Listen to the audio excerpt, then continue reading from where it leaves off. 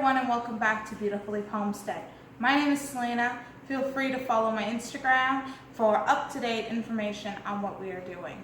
So today we are making white sandwich bread. I make this for my family quite often, and it's really great because there's not as much preservatives and minimal ingredients, so it's easy to do. This recipe is a Julia Child's recipe. In the description, I will write all the ingredients that is needed and the steps. Okay, so today, like I said, we're gonna make white sandwich bread. So I have all the ingredients here, but I do want to let you guys know of the equipment you're gonna need, and there's not very much that you're gonna need to make this recipe. So you need a couple bowls. So I have my dry ingredients, my wet ingredients with the yeast, and an extra bowl in front of me so that I can let the bread or the dough rise. I also have, I don't put it in right away, and a quarter cup of butter. This would go into your dry mix, but I don't put it in right away until my yeast is close to getting ready. The yeast normally needs to stand for about, I'm going to say a little under 5 minutes. This is so that the yeast can activate. So other equipment you're going to need is a spatula, a rolling pin. So these are really easy to come by. You just pick one up. Often they're in your kitchen, so if you don't have one, I recommend getting one. You're going to need two loaf pans. So I try and do equal sizes. And these are great. You are going to need some butter to butter the sides so that the bread doesn't stick. And we're going to keep on the side of half a cup of extra flour. And this is going to be for when we're dusting. So just that goes off to the side. You don't need it right away.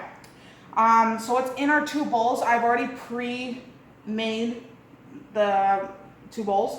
So in your first bowl, you have your sugar, which is 1 tablespoon of sugar. And this is going to be over 2 loaves of bread. So this is a pretty decent amount.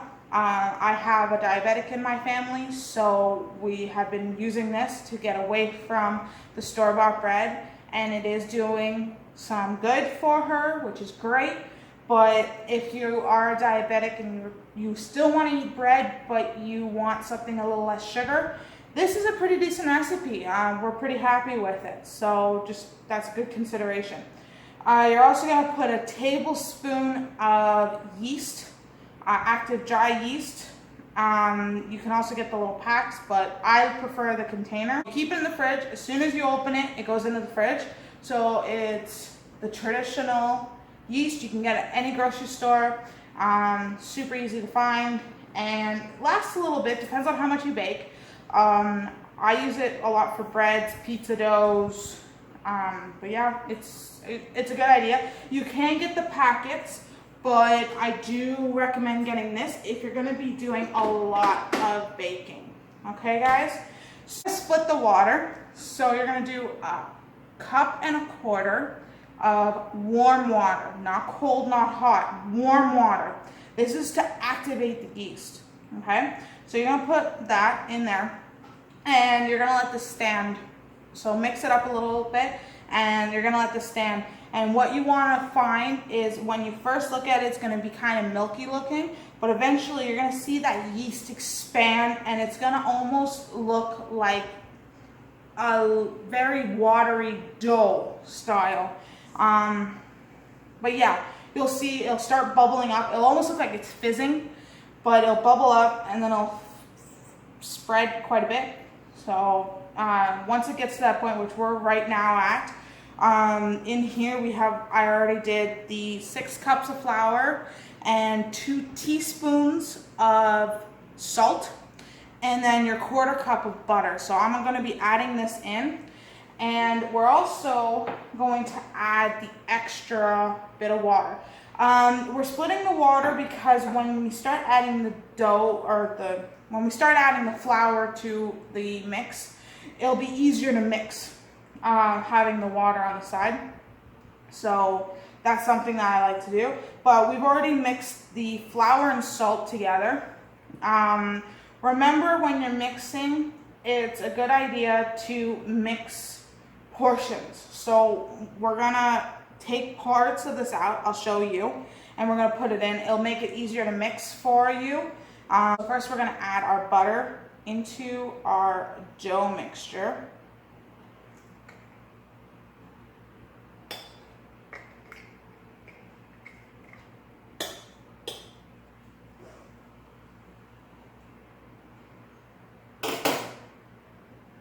Okay, so just give that a toss around. It's gonna kind of clump, make it look like little clumps. Okay, so I do everything by hand. If you have an electric mixer and you prefer doing it that way, feel free to do that. Just do this bowl that is for your yeast and everything in your mixing bowl that's gonna be for your mixer. I prefer by hand because I can get a feel for the bread. I can kind of see how the elasticity is going. I prefer hand done. So we're gonna add our water. And again, remember it's warm water. So I just poured this. So we're gonna pour that in to your yeast mixture. What we're gonna do is we're gonna take our flour and we're gonna put it into our yeast. So this is where I meant where we're going to take portions of it. So you're gonna just add a little bit of it in there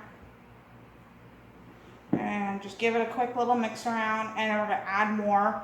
It makes it easier than putting all of the bread or all of the dough into the mixture, just because if you put all of this flour in, it's just gonna be really, really big, and you wanna make sure that that wet mixture is getting to all the parts. So I just find that portioning it out makes it a little bit easier, okay? So I do about 4 different times. So we can put the rest of that in there. Then that bowl is done.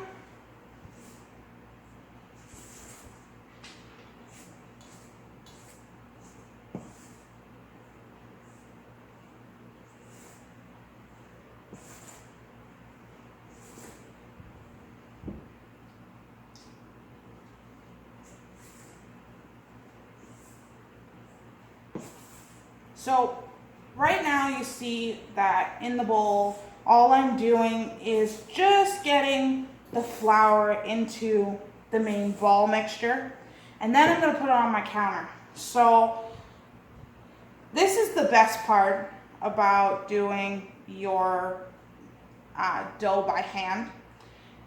I love to knead my own dough. I actually find it kind of relaxing. Some people will say, no, it's too much work. That's fine too, but I enjoy it. I find that it's kind of a nice day to just do bread. So I dump all the ingredients on the workstation. And now I have our dough here. So what we're gonna start doing is we're gonna start pushing down on it. So you're gonna take it from the side, you're gonna pull it down, and you're gonna push it to the middle. Okay, so you're gonna keep doing that and do it on all sides. Just really get in there. Okay, this is a great workout too if you're a workout enthusiast. Make some bread. It's a good workout for your arms. I know my grandfather always said his mother would make bread all the time, and she had really big arms. So if you want a good workout, there you go. A little tip right there. So we're gonna need this, and it's gonna take a little bit of time. And like I said, if you don't want to do this part and you would rather just put it in the mixer and let the mixer go, remember you're gonna need a dough hook. And you're gonna want to make sure sometimes it will not get the sides. So make sure you're watching that the sides aren't getting left behind, and there's no pieces that are getting missed, okay? Okay, so you know how I told you to leave that dough on the side, so that little bit of flour on the side? This is where you're gonna do just a quick little sprinkle. Okay, you're gonna roll the dough or the flour around. Sorry, I keep saying dough. You're gonna roll the flour around, and then you're gonna put your mix on top, and you're gonna just keep going. And if you find your dough mixture, not run it for when you first start, but if you find that your dough mixture after you're kneading it gets really wet, just add a little bit of flour. You'll help soak up some of that moisture. You do want some moisture. You don't want a lot, but you do want some. You don't really want dense, hard bread. This particular recipe is nice because it's very airy. It's not very hard, dense. I have a few other recipes that I do. Knotted bread. It's a more Jewish kosher, somewhat bread that you braid, and it's great, but it's very heavy, so you can't eat much of it. And if you want to do a sandwich, it's not really what you want. So again, now you're seeing I keep adding a little bit more. This feel will eventually, it'll take time to get the idea of when it's ready, but eventually after you do it a lot, you'll just sense it. Like, you can just keep kneading back and forth and you'll just sense it after a bit. So, but there's nothing like making your own bread. The smell of when you're cooking it is unbelievable. All your neighbors will be jealous. If you have neighbors around you, they will be jealous of you. I made it the other day and I could tell all my neighbors came out and smelled all the bread, and they kind of were wondering which house it was, but they all know I'm a cook, so they probably knew it was me. But it's a nice smell. It's not offensive. It's just, there's nothing like the smell of fresh baked bread. But this is a great time if you're into watching YouTube, or you like listening to music, or you just like the silence. It's a great time to just put on your tunes or just have your thoughts or anything like that. But I get to talk to you when I make this particular loaf, so I don't mind. But now you're starting to see that it's staying as a ball. So it's almost there, but you can tell it doesn't fall apart. The way to test if this is ready, you'll start seeing, if it starts really tearing apart, it's not ready yet, keep kneading. If it starts to kind of have that, looks like an elastic band, it kind of pulls, but it will go back into shape, then it's ready to go. So there is a little bit of moisture. It's more like it's just damp. You don't want it to be oozing water. You don't want it to be still sticking to the counter and leaving remnants. So like I said, it's all together and it's not coming apart. So you just need it. Nice thing too is about this is that you're not making waste. So when you go to the grocery store and you're getting your bread from the bakery or Villaggio, not even the bakery, it's like the stuff they ship in, you're having plastic with it, having that little tie with it, and it's a big company. If you went to your local baker and you wanted to get some bread from them, you know that it's made fresh daily. There's not as much preservatives in it. So yeah, it doesn't last as long, but you don't get the same flavor. Like, the flavor in this bread is phenomenal. Like, you won't get that flavor from a Villaggio, let's say. Not that there's anything wrong with that company. I actually love their bread, I'll be honest with you. It's great for sandwiches, but I'm just using that one because that's the one that I normally buy. But like I said, there's nothing like making your own bread. There are bread slicers, so if you want that size, you can purchase one of those. I'm planning on purchasing one because we're starting to go more into these type of breads. So That's totally a possibility, totally up to you. It's complete preference of each person. So if you've noticed, I have been kind of slapping it down a little bit. It's just to make sure that if there's any real big air pockets, I'm getting them out. And I'm kind of rolling it into its ball. So this is where now I have that bowl that I showed you that I left off to the side that was clean. So now we're gonna take this dough. It's ready. It's not ripping apart. So this is ready to go. It's not overdone either. And we're just gonna put it in there, nothing in there. And we're actually gonna put a tea towel over top of this. Some people will use saran wrap, but tea towel works fine. On a day like today, it's pretty humid, so it will expand pretty good. We're gonna do this it's gonna sit here for about 2.5 hours. Just put a tea towel, a clean tea towel. Don't have to wet it or anything, you're just gonna put it on top. This is gonna sit for about 2.5 hours, but basically it's gonna double in size. For the size of the bowl that I used, it's probably gonna get right up to the rim, and that's fine, that's exactly what I want, but we'll let this proof, so this is proofing.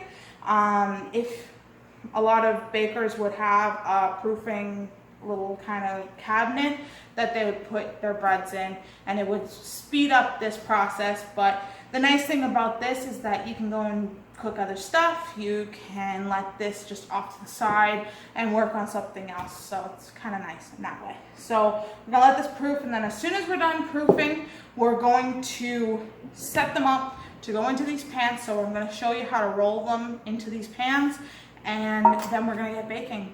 So it's a little bit more than double the size, so if you can tell. So this is now ready to roll out and put in its pan, okay? These are the loaf pans that you're gonna use, and we're gonna butter them. So we've got our butter. We're just gonna take just a little bit on your knife, and you're gonna put it on there. So we'll do that for both. Okay. I normally, you can do it with your knife, or you can do it with your hand. I just do it with my hand and then wash it. It's just as easy. So you want to make sure that all the sides get a little bit of butter.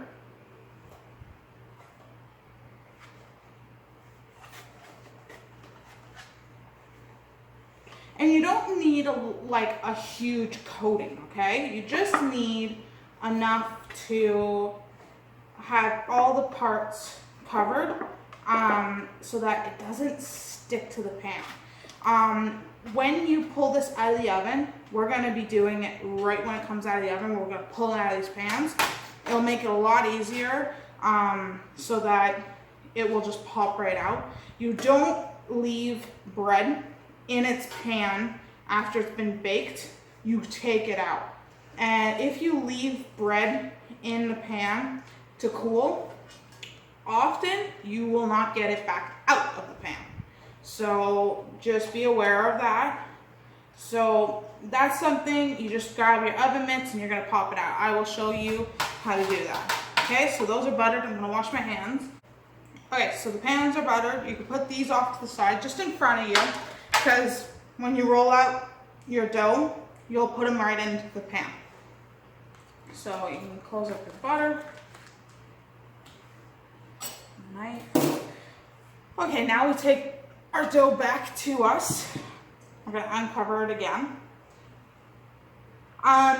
I put the cover back on when I was sitting there, just because it's nice so that if it wants to continue proofing, it's fine. Also then if any particles from something fly up into the air, it's just covered. So I just like doing that.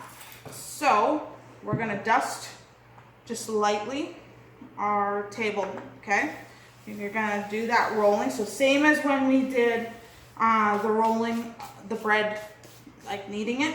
So same thing. We're gonna actually pop this out of the bowl, and so it just pops right out. It's empty. So now what we're gonna do is, this is a dough cutter. You can get these as plastic. This one's steel. They're pretty easy to find. Plastic ones, I think you can get them at the dollar store. These ones, you can get them at pretty much anywhere. I think at most $10 at worst case scenario. Super easy. I recommend getting one if you're going to be doing a lot of bread or cakes or anything. This is really handy. So what you're going to do is you have your dough. You're going to go about half in the middle of half, and you're going to cut right down the center. So just wiggle it a little bit. Okay. And now you got 2 pieces of bread. Okay. So now what we're going to do, put this one off to the side, just sprinkle a little bit, just so it doesn't stick to the counter.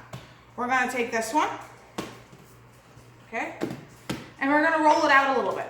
So, just give myself a little bit more room. Okay, now you're going to roll it out in a rectangle. So you're going to want one side that's longer and the other side that's thinner. So it's not going to be a perfect square. You want actually that style, okay?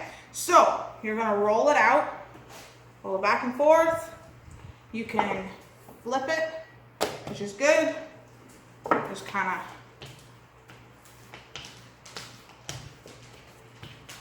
of. So it doesn't need to be over rolled. Just enough to make it even. Okay? Now, what you're going to do is you're going to fold it like you're folding a letter. So you're going to fold in thirds. So you're going to bring it and then bring it forward, okay?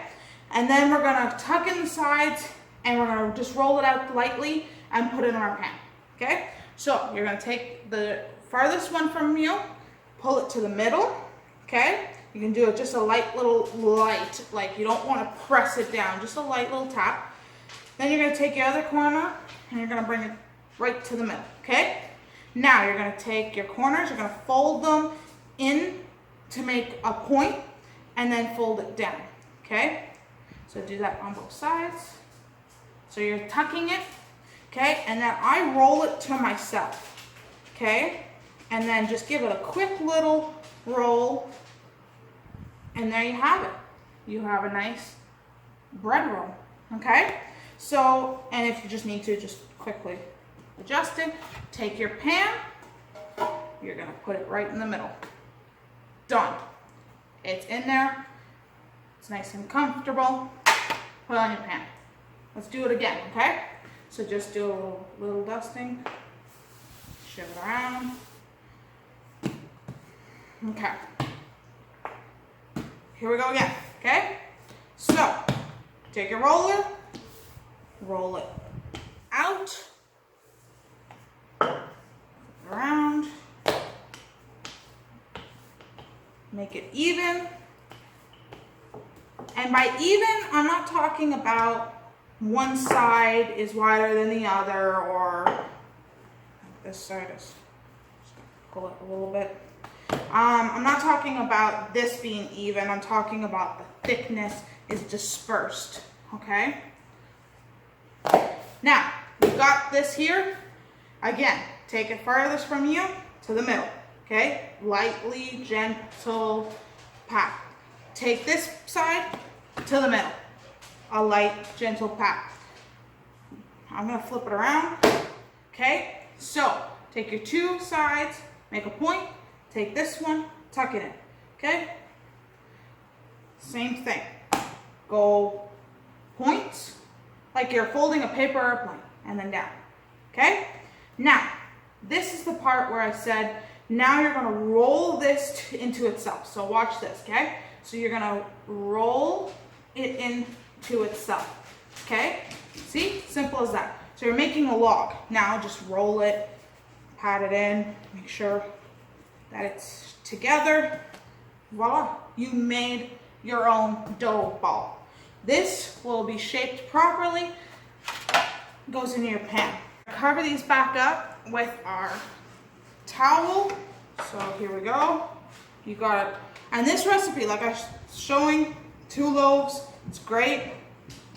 So I'm gonna take our towel again, drape it over, leave it for an hour and a half. We'll show you what it looks like and then into the oven, okay? Okay guys, so this has been here for about an hour and a half, and I just wanted to show you before we go and put it into the oven. So these are almost there. I'm gonna leave them for an extra 5 minutes, but they're gonna go in the oven after that, and they're going in at 375 for about 30 to 35 minutes. They should be golden brown on the top. They will, when you tap on them, they'll be kind of a slight hollow sound. That will indicate that inside is completely cooked through, or you can stick a toothpick in, and if there's a lot of residue, then no. But yeah, either way is fine. But if it's golden brown, it's pretty much done. But those are just other tips to see if they are finished fully inside. Then I'll show you how to pop them out, and your bread is ready. So hey guys, so I wanted to just show you, these just came out of the oven. So it's as simple as popping them out. If they don't come out as easy as that, you just give them a quick little tap. So let's say, this won't probably come out easy, but all you would do is just tap it and pop out. So, but if you give enough butter, there should be no problem. Just don't over butter it, okay? That's everything. So congratulations, you made some bread with me. If you like this video, please like, subscribe to our channel. We have a lot more to show of different things that you can make at home, as well as the garden little tricks that we come up with. I hope you enjoy, and I hope that you follow along with us and that you learn something. So have a great day, everyone, and thanks for watching.